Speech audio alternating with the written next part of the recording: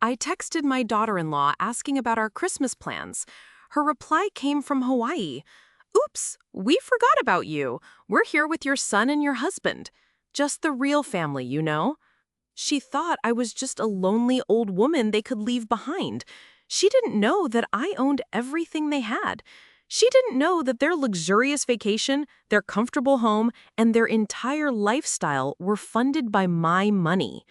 So while they were sunbathing on a beach, I logged into my bank account, and with one single, satisfying click, I took it all back.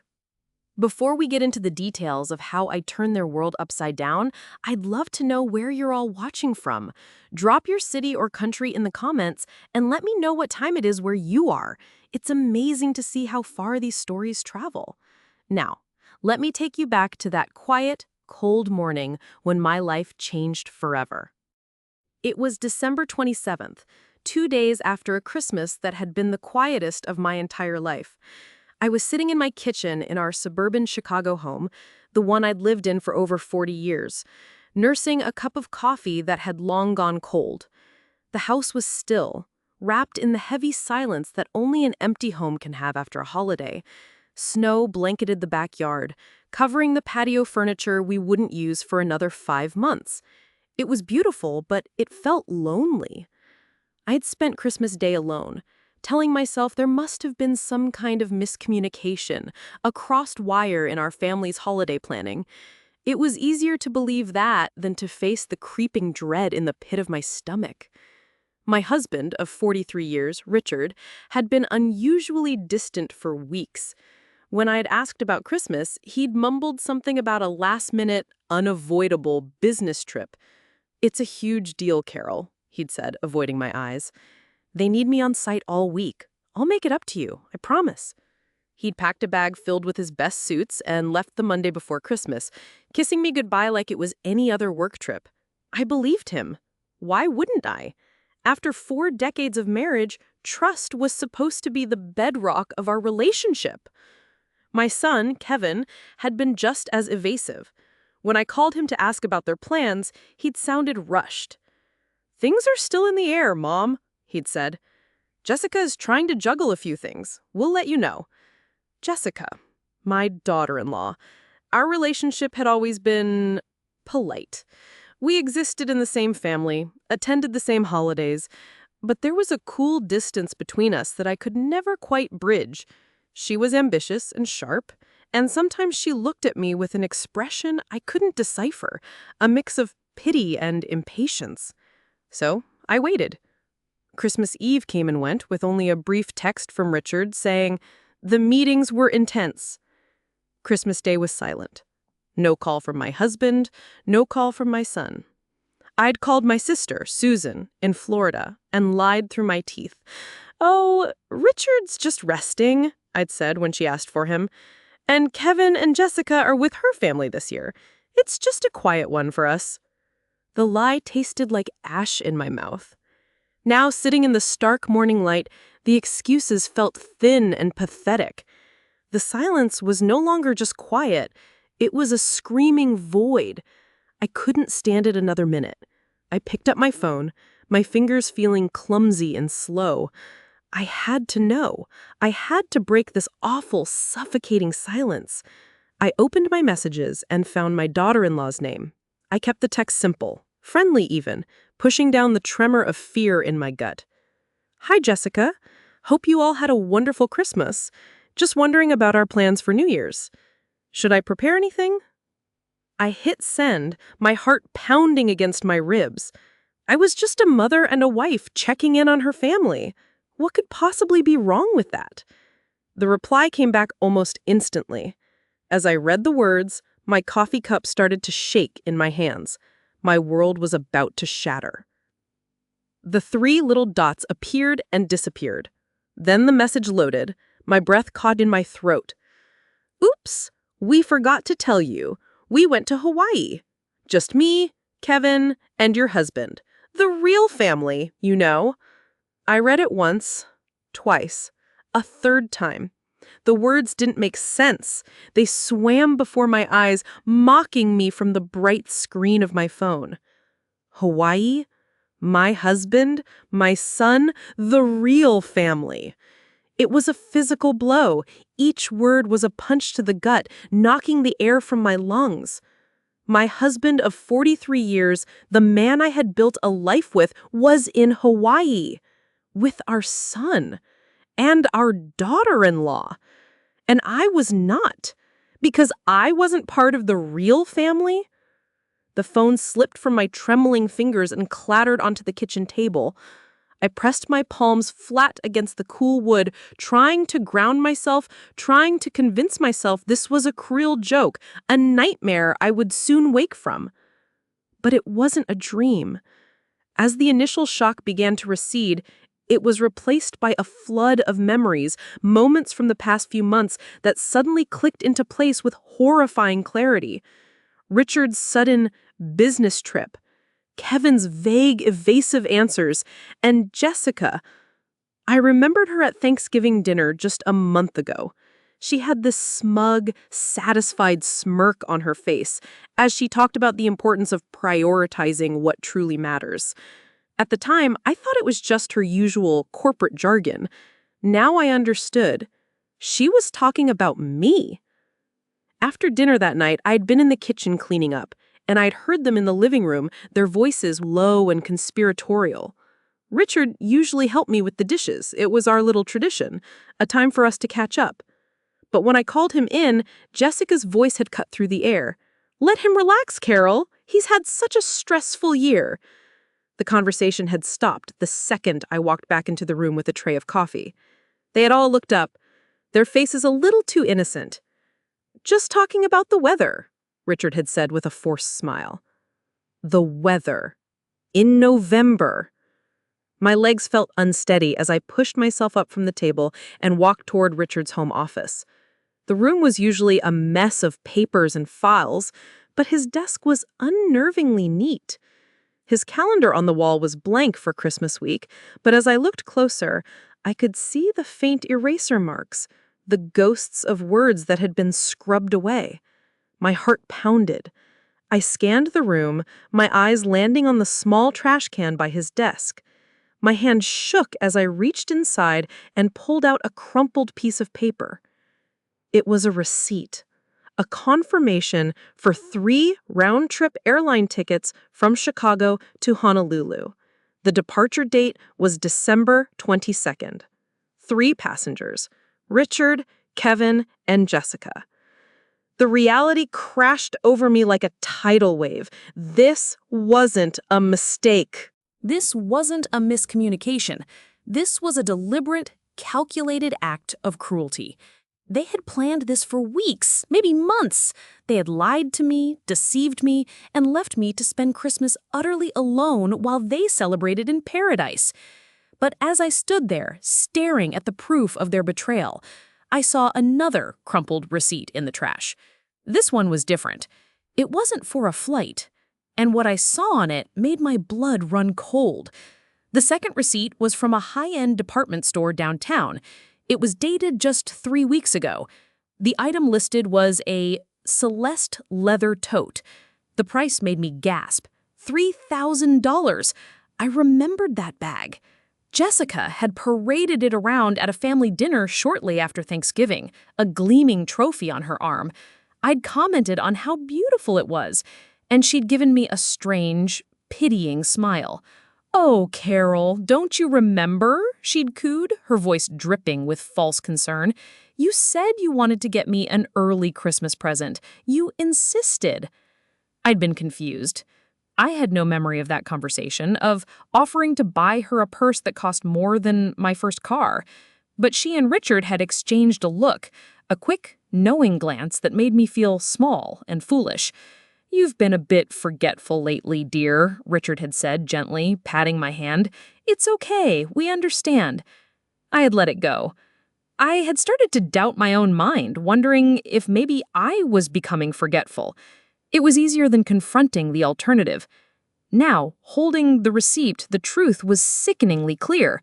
She hadn't just accepted a gift I didn't remember giving. She had taken my joint credit card, bought herself a luxury item, and then gaslighted me into believing it was my idea. She had made me feel like I was losing my mind to cover up her theft.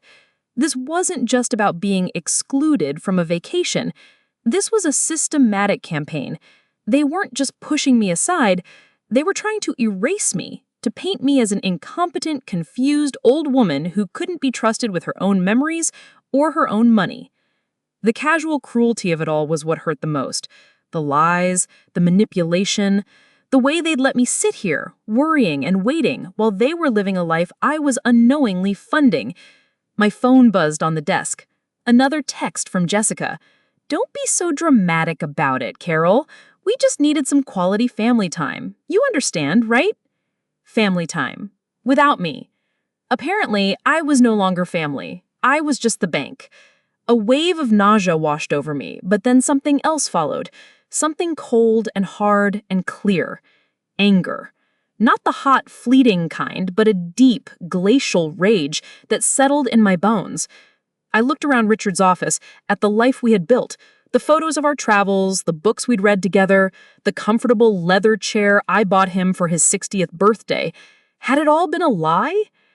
As I stood there, surrounded by the evidence of our shared life, I started to think about other things, important things. I thought about the inheritance my parents had left me 15 years ago, a substantial sum I had carefully invested and grown. I thought about whose name was on the deed to this house. I thought about whose retirement account had allowed Richard to retire early and enjoy his golden years. It was mine. All of it. The foundation of their comfortable lives, their secret vacations, their designer handbags, it was all built on my money, my careful planning, my trust. And they had mistaken my generosity for weakness. They had mistaken my love for stupidity. They thought I was a forgetful old woman they could discard. They had no idea who they were really dealing with. My hand was steady now as I picked up my phone. I scrolled past Jessica's name and found the number from my financial advisor. It was time to remind them exactly who I was. The next morning, I sat across a polished mahogany desk from Frank, our financial advisor for the last 15 years. The air in his downtown Chicago office was thick with an uncomfortable tension. I laid out my story, my voice calm and measured, and with each word, the color drained from his face. He loosened his tie, adjusted his glasses, and cleared his throat. "Carol, I need to be completely honest with you," he began, his voice low. "Richard and Jessica came to see me about a month ago. My stomach plummeted." "They did? Why?" Frank hesitated, then pulled out a thick file with my name on it. He opened it, his fingers trembling slightly. "They were asking about your assets. Specifically, they wanted to know about consolidating your inheritance accounts into a new family trust." "A trust?" I asked, my voice barely a whisper. "Yes, one where Kevin would be the primary trustee." He paused, looking at me over the rim of his glasses. They said you were having some significant memory issues, that you were getting confused about finances, and they felt it was prudent to put a structure in place to protect you and simplify things." There it was again, the narrative, the carefully constructed lie that I was losing my mind. But it was worse than I imagined. They weren't just gaslighting me over dinner, they were building a legal case against my competence. "And that's not all," Frank said, his expression grim. He slid a piece of paper across the desk. It was a letter, written on official-looking letterhead. They brought this with them. I picked it up. It was from Dr. Martin, a man we'd known for years, a friend of the family who'd attended our barbecues. The letter was addressed to whom concern, and detailed his professional concerns about my recent cognitive decline and lapses in judgment. He recommended a full competency evaluation. My blood ran cold. This wasn't just my husband and my daughter-in-law. This was a conspiracy.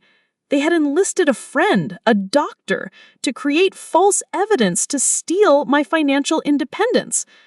"Frank," I said, my voice dangerously quiet, "I want you to pull up every single account, every investment, every stock, every bond. I want to see exactly what is in my name, what is in Richard's name, and what is joint. For the next hour, we went through everything, and what I discovered was the one piece of good news in this entire nightmare. My father, a shrewd and cautious man, had always warned me. "Keep your inheritance separate, Carol," he told me when he and my mother passed. "Love is one thing, but financial security is another." I had followed his advice. Of our $1.5 million in assets, almost 80%, $1.2 million, was in accounts solely in my name. The house, which I had inherited from my parents, was also solely in my name. We'd never changed the deed. Richard had always joked about living in my house, but I'd never thought of it as anything but ours. Now that legal distinction was my lifeline. His pension was modest. Our joint savings account, which I now realize I had primarily funded, had less than $50,000 in it. They had been planning to seize control of an empire that was never theirs to begin with. So, if Richard tried to access these accounts, I asked, looking Frank straight in the eye, could he? The joint account? Yes, Frank said. But the rest? Your inheritance, your retirement, the brokerage accounts? He couldn't touch them without your signature. Or, he trailed off, or a power of attorney. I finished for him. The kind you get when someone is declared incompetent. He nodded gravely. I just have to stop here and ask you all, what would you do in this situation? Discovering your own family was not just betraying you, but actively plotting to have you declared mentally unfit to take your money. Let me know in the comments what your first move would be. I took a deep, steadying breath. The hurt was still there, a deep, aching wound, but the fear was gone, replaced by a cold, hard resolve. "Frank," I said, my voice ringing with a clarity I hadn't felt in years, "I want to make some changes, starting right now." The rest of that morning was a blur of focused, decisive action. For the first time in decades, I wasn't thinking about what was best for us. I was thinking only about what was necessary to protect me. With Frank as my witness and guide, I began to dismantle the financial life I had shared with Richard for 43 years. It felt like performing surgery on my own heart, but I knew it was the only way to survive. First, we drained the joint savings account. I had Frank wire the entire balance, every last cent, into a new checking account opened that morning solely in my name. The account that Richard, Kevin, and Jessica were likely using for their Hawaiian getaway was now empty, an electronic ghost. Next, the credit cards. We had several joint cards with high limits that I now realized were being used to fund their lavish trip and Jessica's shopping sprees. I got on the phone with each credit card company. "I need to report the secondary card as stolen and cancel it immediately," I said, my voice firm. I pictured Jessica on a beach in Maui trying to buy another overpriced cocktail only to have the card declined. A small, bitter smile touched my lips. I then had them issue new cards with new numbers for me alone. Then came the big ones. The investment portfolios, the retirement accounts, the life insurance policies. One by one, I went through them, methodically removing Richard's name as a beneficiary. I had once imagined that money would support him comfortably after I was gone. Now, I designated my entire estate to my sister Susan and a handful of charities I cared about. With each signature, I felt a layer of old responsibility fall away. I was no longer the caretaker of his future. He had forfeited that right. "Carol, are you sure about this?" Frank asked, his brow furrowed with concern as I signed the final document. "These are permanent changes. Maybe you should talk to Richard first." "Richard is in Hawaii," I said simply, not looking up. "He didn't discuss that with me. So no, I don't think I need to discuss this with him." By the time I left Frank's office at noon, my financial world was a fortress. Richard now had access to exactly one thing, his small personal checking account which held his monthly pension deposit. It was enough to live on, but not enough to live the life he had become accustomed to. Not by a long shot. But I wasn't finished. My next stop was my lawyer's office. I needed to understand the full legal ramifications of what they had done and what I was about to do. As I drove through the city, the anger that had been simmering inside me began to transform. It was no longer just about the money or the vacation. It was about the profound disrespect. The assumption that after a lifetime of being a wife and a mother, I had simply become invisible, an obstacle to be managed and discarded. They thought my role was to fade quietly into the background. They had forgotten that I was the one who had painted the backdrop, built the stage, and paid for the lights. The show was over, and I was about to bring the house down. What would they do when they realized the bank of mom and wife was officially, permanently closed? I didn't have to wait long to find out. The next afternoon, my phone rang. The screen lit up with Richard's name and a picture of us from a happier time, smiling on a cruise ship years ago. The irony was sickening. I let it ring, my heart a steady, rhythmic drum against my ribs. He called back immediately. I ignored it again. The third time I answered, putting the phone on speaker and placing it on the kitchen counter. Carol, thank God!" His voice was tight with panic, a world away from the relaxed and confident man who had left for his business trip. "I've been trying to reach you. There seems to be some kind of problem with our accounts. The hotel can't process our credit card for the final bill." I took a slow, deliberate sip of tea. "How's Hawaii, Richard?" I asked, my voice as calm as a frozen lake. Silence. A long, heavy pause crackled over the line. "Carol, I can explain." "I'm sure you can. But before you do, why don't you explain the $3,000 handbag Jessica bought with my credit card? The one she convinced me I was too forgetful to remember buying for her." More silence. I could almost hear the gears turning in his head, the frantic search for a plausible lie. That was a misunderstanding, Carol. She was going to pay you back." "Was she? And what about the letter from Dr. Martin? The one you and Jessica took to our financial advisor, claiming I was losing my mind. Was that a misunderstanding too?" A choke sound came from his end. He was caught. I could hear Jessica's voice in the background now, sharp and frantic, though I couldn't make out the words. She was coaching him. "Now look, you're being dramatic," Richard finally stammered, his voice taking on a defensive edge. "It was just a small trip. Jessica thought it would be good for Kevin, and you've been so tired lately."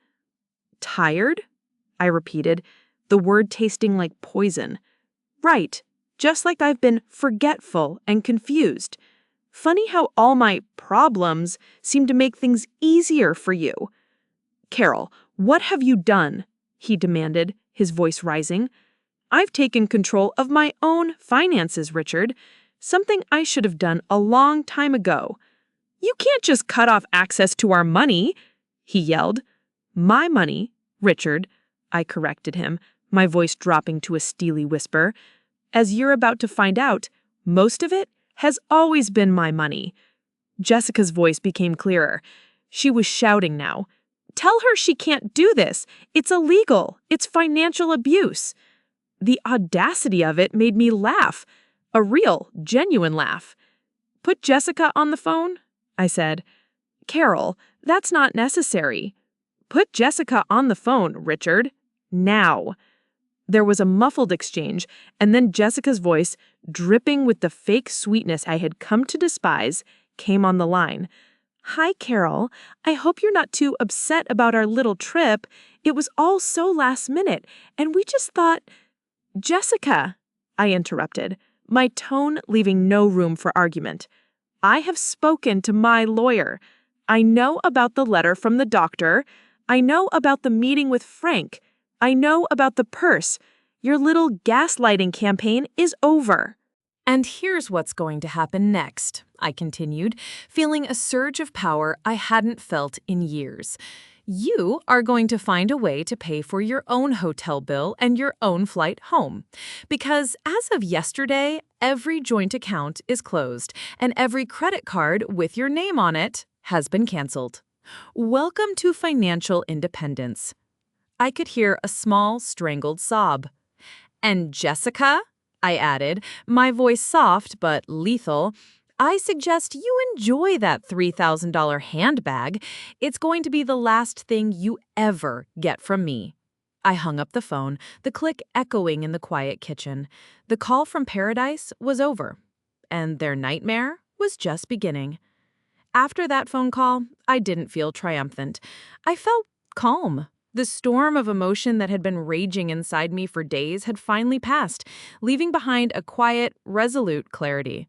My next stop was the office of Diane, a lawyer my sister Susan had recommended.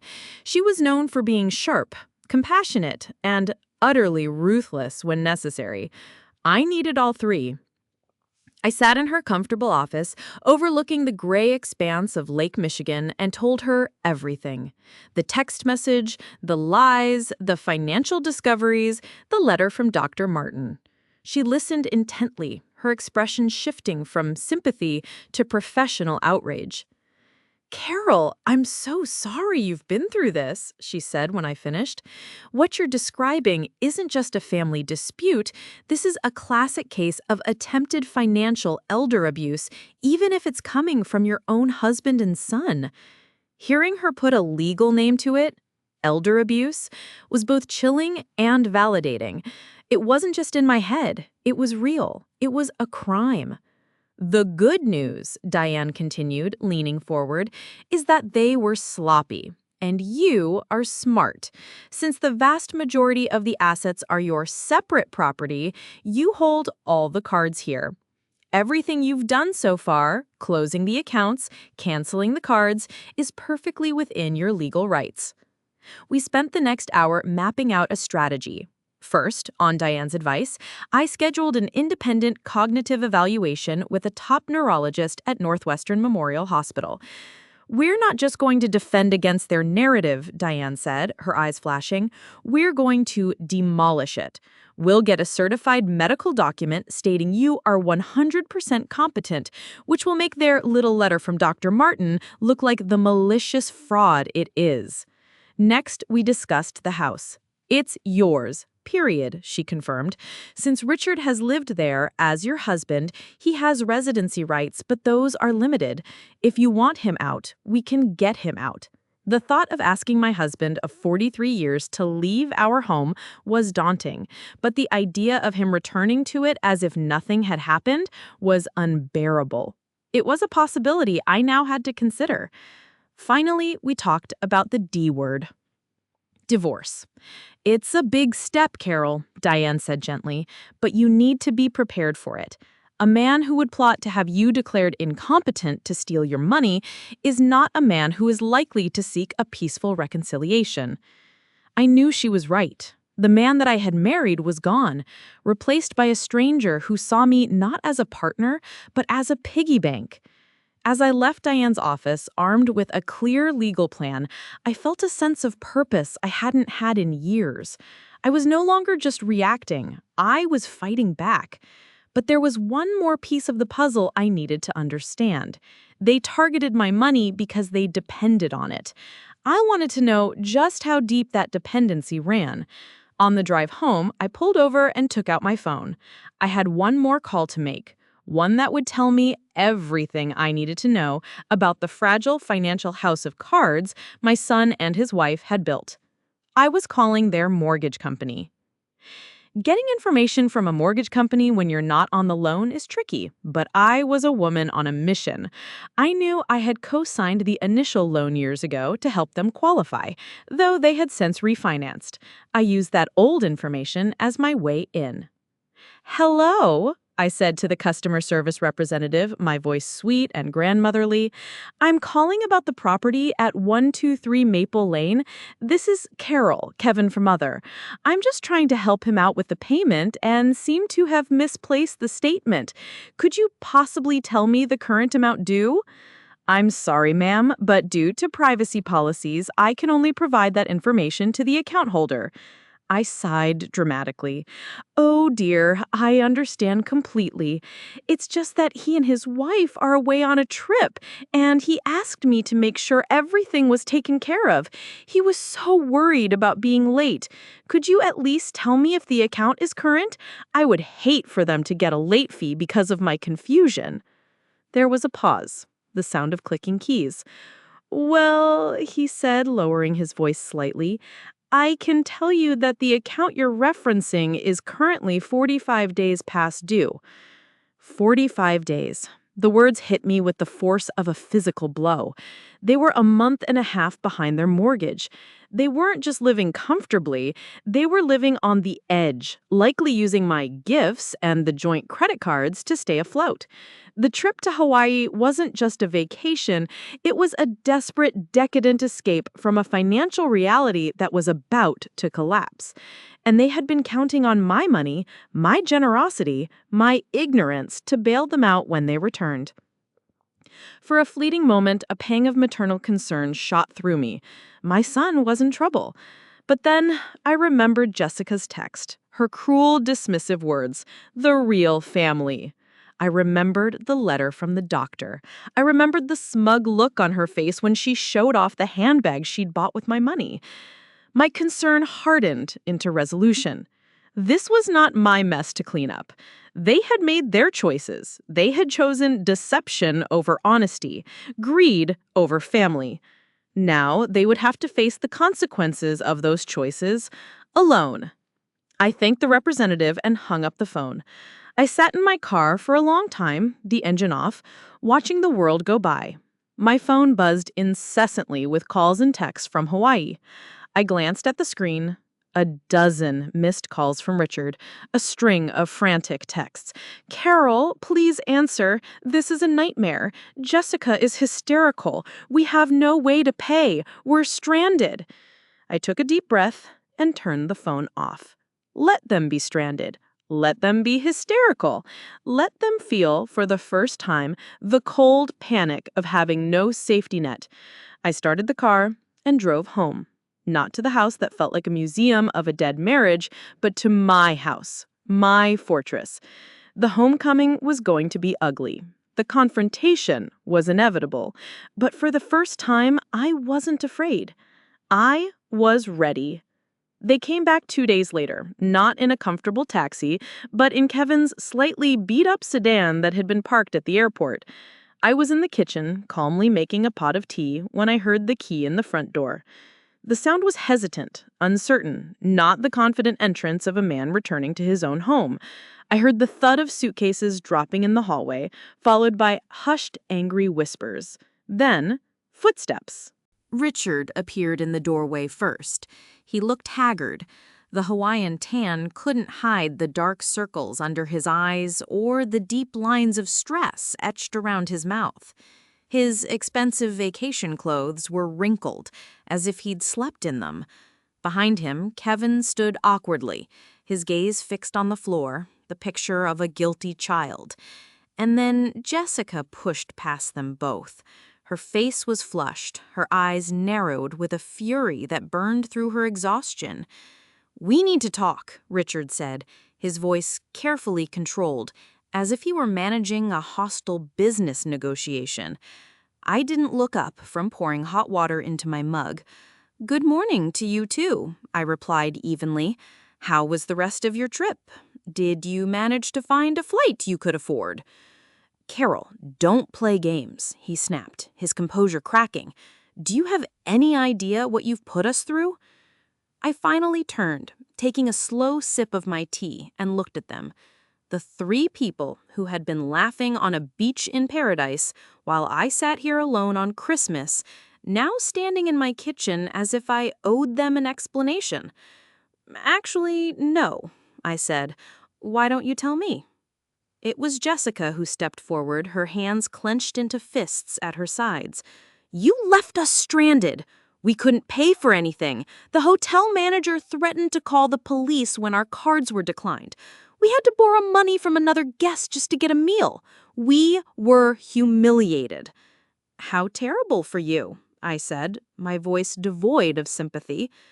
This is cruel, Mom, Kevin finally spoke, his voice thick with resentment. Whatever you think we did, this was just vindictive. I set my teacup down on the counter with a soft click and looked at my son, my only child. When had he become this person? This stranger who could lie to his mother for months and then stand in her kitchen and call her cruel? Sit down, Kevin, I said, my voice low but firm. All of you, sit down. They remained standing, a defiant, united front. Fine, I said with a shrug. Stand, if you prefer. But you are going to listen. I walked over to the kitchen island where I had arranged a small stack of papers that morning. I picked up the top one. Richard, can you explain to me why you planned a 3-person vacation to Hawaii for 2 months while all telling me you were on a critical business trip? His face went pale. It was complicated. I'm sure it was, I said, picking up the next paper. And Jessica, can you explain this $3,000 charge for a handbag you gaslighted me into believing I'd bought for you? She crossed her arms, her chin jutting out. You're being paranoid. Am I said, my eyes locking with hers. Then maybe you can explain this. I held up the last piece of paper. The letter from Dr. Martin. Explain to me why you and my husband were trying to have me declared mentally incompetent. I let her ugly words settle in the quiet room. I looked from Jessica's furious face to Richard's panicked one, and finally to my son's, which was etched with shame. I felt a strange sense of calm. The truth, no matter how painful, was finally out in the open. You're right about one thing, Jessica, I said, my voice steady. I have had trouble letting go. I have probably been too involved. After dedicating my life to raising my son and supporting my husband, it was hard to find my place when those roles changed. Relief flickered across her face, a brief flash of victory. I didn't let her enjoy it, but, I continued, my voice hardening, that is an excuse for a conversation, not a conspiracy. You could have talked to me about boundaries. You could have asked for space. Instead, you chose lies. You chose manipulation. You chose to try and steal my home and my security from under me. Your feelings don't justify your actions. The flicker of relief on her face died. So here's what's going to happen now, I said, walking back to the kitchen island and standing behind it, as if it were a judge's bench. You all wanted space. You wanted independence. You're about to get more of it than you ever dreamed of. I looked at Kevin. You and Jessica will repay the $3,000 for that handbag. You have 60 days. If you can't manage it in a lump sum, my lawyer will draft a payment plan for you with interest. Mom, Kevin started, his voice pleading. I held up a hand to stop him and turned to my husband. Richard, you have 1 week. You will decide if you want to be married to me or if you want to be single. If you choose marriage, it will begin with intensive counseling for both of us to see if there is anything left to save. If you choose single, it will begin with you packing your bags and finding somewhere else to live while our lawyers handle the divorce. Carol, you can't be serious, he whispered, his face ashen. I have never been more serious in my life. Then my gaze fell on Jessica. And you, I said, my voice dropping to an icy calm, your financial relationship with this family is over, effective immediately. No more gifts, no more emergency loans, no more access to any account or credit card that I fund. You wanted to be part of the real family? Well, the real family is about to learn how to support itself. Jessica's face was a blotchy red. You can't just cut us off. We're family. Family, I said, treats each other with love and respect. What you have shown me is neither. You have shown me contempt. I walked towards the kitchen door, then paused and turned back to face the three of them, a tableau of shock and dawning horror. You all went to a lot of trouble to show me that I don't matter. Well, mission accomplished. Now you get to find out what your lives look like when I actually don't matter. I turned and walked out of the room, leaving them standing in the ruins of the life they had taken for granted. I went upstairs to my bedroom, and I didn't look back. I didn't know what they would do or what they would choose, but for the first time in a very, very long time, I realized I didn't care. My own journey was just beginning. The week that followed was the quietest of my life, but it was a different kind of quiet. It wasn't the lonely, anxious silence of before. It was the peaceful, expectant silence of a new beginning. I spent my days in a flurry of activity, reclaiming my own home. I packed up Richard's things from his office and closet, boxing up 43 years of a shared life. It was painful, but it was also liberating. With every box I sealed, I felt like I was sealing away a part of my past that no longer served me. Richard never came home. He called several times, his messages a pathetic mix of apologies, accusations, and desperate pleas. He never made a choice. So on the 8th day, I made it for him. I called Diane. File the papers, I told her. I want a divorce. Instead of taking that trip to Italy I'd once dreamed of, I decided to do something I'd wanted to do for even longer. I packed a suitcase, got in my car, and started driving west. I had always wanted to see my own country. Richard had always preferred resorts and cruises. For 2 months, I drove. I saw the sun rise over the Grand Canyon, the fiery colors painting the ancient rocks. I hiked in Zion National Park until my legs ached, feeling small and insignificant, under the towering red cliffs in the best possible way. I drove down the Pacific Coast Highway, the wind in my hair with no destination and no deadline. I reconnected with my sister Susan, spending a month with her in Florida, talking and laughing like we were teenagers again. She was furious on my behalf, but also incredibly proud. "Mom always said you were the strong one, Carol," she told me one evening. "I guess it just took you a while to show it." The divorce was finalized while I was somewhere in Arizona. It was, as Diane had predicted, straightforward. Since most assets were my separate property, Richard left the marriage with his pension, his personal belongings, and a small portion of the joint account that had existed. The comfortable retirement I had funded for him was over. I heard through Susan that he was renting a small apartment and had taken a part-time accounting job to make ends meet. Kevin and Jessica's world had imploded even more spectacularly. Without my financial safety net, they couldn't sustain their lifestyle. The first payment for the handbag never came. I didn't chase it. The consequences were chasing them already. I was sitting at a small cafe in Santa Barbara, watching the waves crash against the shore, when my phone buzzed. It was a text from a number I didn't recognize at first, but the message stopped my heart. It was from Kevin, and what he had to say stopped me in my tracks. The text message was short. "Mom, it's Kevin. I know you don't want to hear from me, but I need to talk to you, please." I stared at the screen for a long time, the sound of the ocean fading into the background. A dozen different emotions swirled inside me. Anger was still there, a low, banked ember, but there was also a deep maternal sadness. This was my son, my only child. I didn't reply. I needed to think. An hour later, another message came through. "Jessica and I are getting divorced. We lost the house." The news didn't bring me the satisfaction I might have expected. It just felt tragic. A whole life dismantled by greed and deceit. I thought about not responding, about just letting him drift out of my life completely, but that felt like a punishment born of bitterness, and I was trying to move past that. I was trying to choose peace. So I typed a simple reply. "I'm in California. I'll be home in a few weeks." When I finally returned to Chicago, there was a letter waiting for me. It was from Kevin.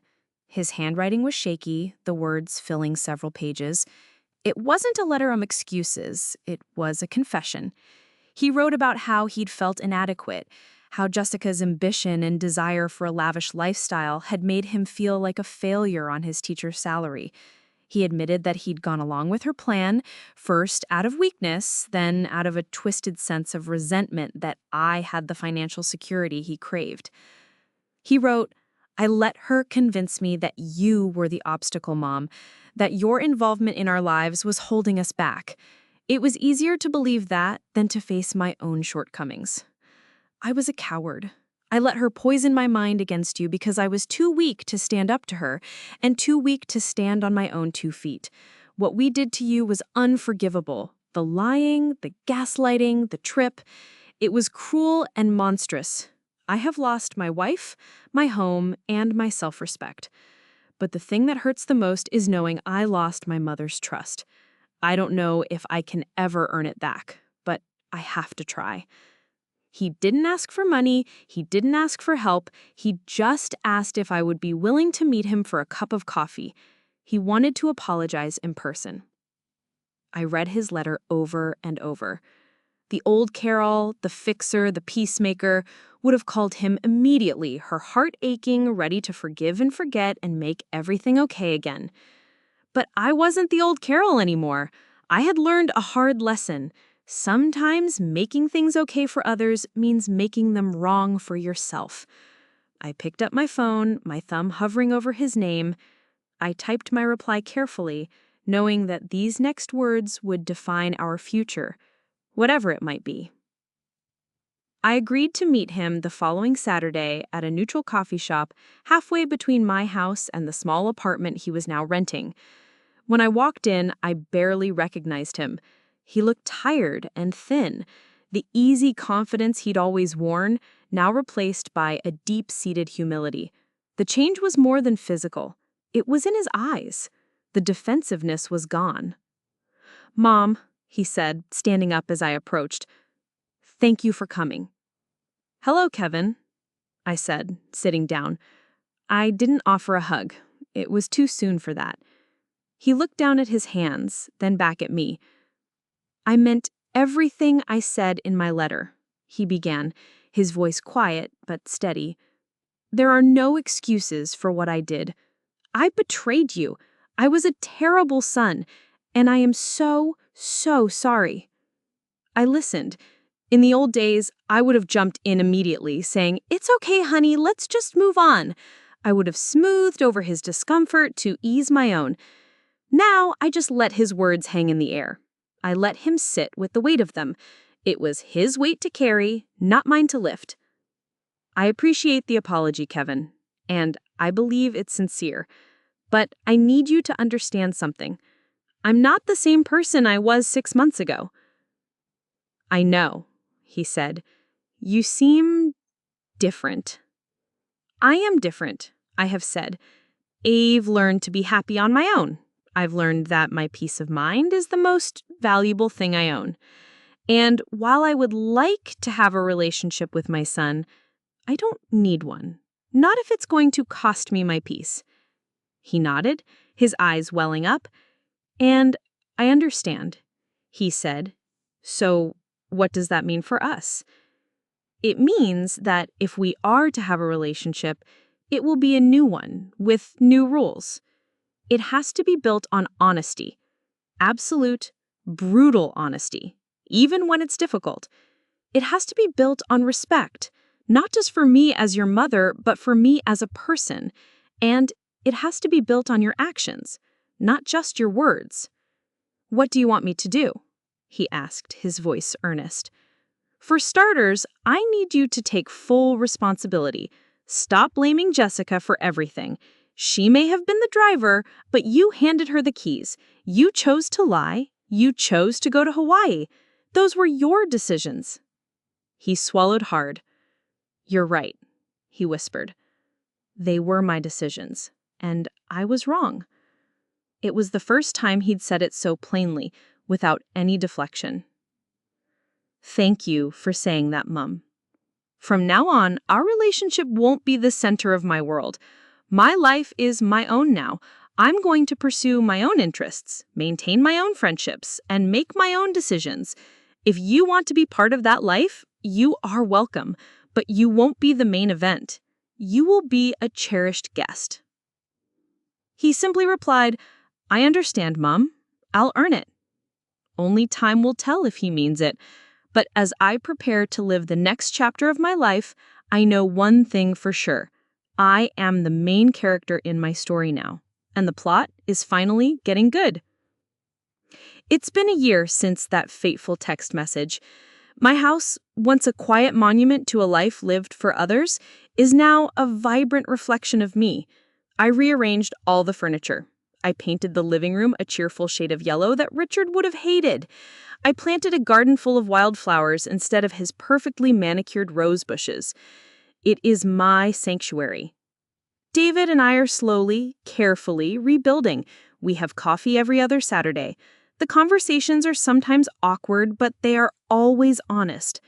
He is working 2 jobs to pay off his debts and is in therapy. He is trying. It's all I can ask for. We may never have the easy, uncomplicated relationship we once had, but we are building something new, something more real. I never saw Richard again. Our divorce was finalized through our lawyers. I heard he moved to a different state to be closer to his sister.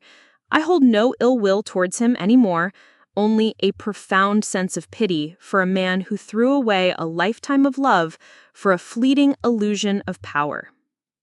As for Jessica, she disappeared from our lives completely. I have no idea where she is, and I have no desire to find out. Some relationships, I've learned, are not worth saving. They are lessons to be learned and then left behind. My life now is full in ways I never imagined. I reconnected with old friends whom I'd let drift away because Richard hadn't cared for their husbands. I joined a pottery class at the local community college, and my hands, which once trembled with shock and grief, are now steady as they shape clay on a wheel. I volunteer 3 days a week at an animal shelter, and the unconditional love of a rescue dog is more healing than any therapy. Sometimes I sit in my sunlit kitchen on a Tuesday morning, reading a book of my own choosing, drinking coffee made exactly the way I like it, planning a day that belongs entirely to me. And in those quiet moments, I feel richer than I ever did when my bank account was financing other people's dreams. My wealth is not in my portfolio, it's in my freedom. It's in the laughter I share with my sister on the phone. It's in the satisfaction of creating something beautiful with my own hands. It's in the peace that comes from knowing my own worth. They tried to make me disappear. They tried to render me irrelevant in my own life. They thought that without them, I would be nothing. Instead, they set me free. They gave me the greatest gift I could have ever received, the chance to finally meet myself. And for that, despite everything, I will always be grateful. Thank you so much for listening to my story. It wasn't easy to share, but I believe in the power of our experiences to help others. Have you ever faced a moment that forced you to completely reinvent your life? A moment that taught you your own strength? If you feel comfortable, please share your story of resilience in the comments below. Let's create a community of support and empowerment.